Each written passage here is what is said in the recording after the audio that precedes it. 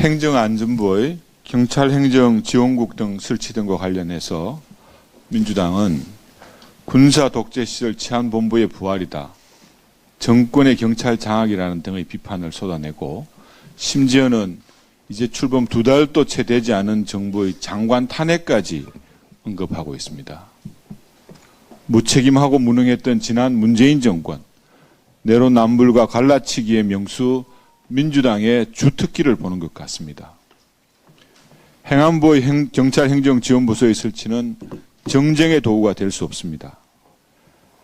1991년 경찰청 개청 이후 지난 30년간 경찰 고위직에 대한 인사, 중요 치안 현황에 대한 대응, 중요 치안 정책 등에 대해서는 청와대 민정수석실, 치안비서관실에서 비공식적으로 엄밀하게 경찰을 직접 통제해 왔습니다. 새 정부의 대통령실은 이와 같은 기구를 모두 폐지했습니다. 경찰을 직접 통제해 왔던 권력을 스스로 내려놓았습니다.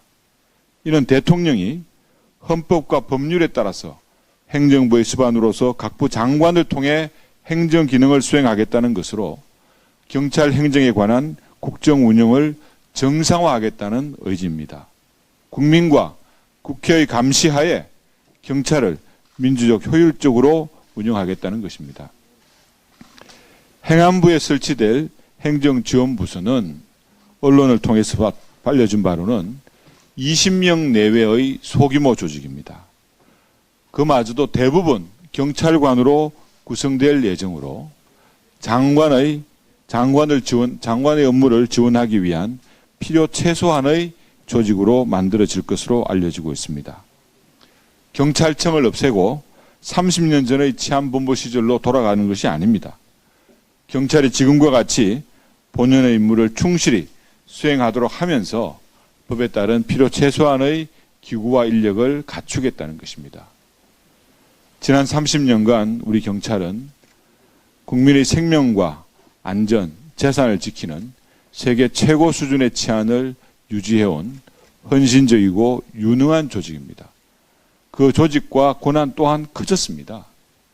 14만 명에 이르는 조직과 독자적인 수사권, 정보, 경비, 교통, 그리고 국가가 부여한 물리력까지 가지고 있는 그런 기관으로 이에 대한 적절한 견제 관리의 필요성이 제기되고 있는 건 사실입니다. 지난 정권은 금수완박 등 감정적인 경찰 기능의 약화에만 급급해서 상대적으로 강력해지는 경찰관의 관리에 대한 부분들을 방치했고, 급증한 수사 업무를 대처할 경찰의 인력이나 예산조차 마련하지 않았습니다.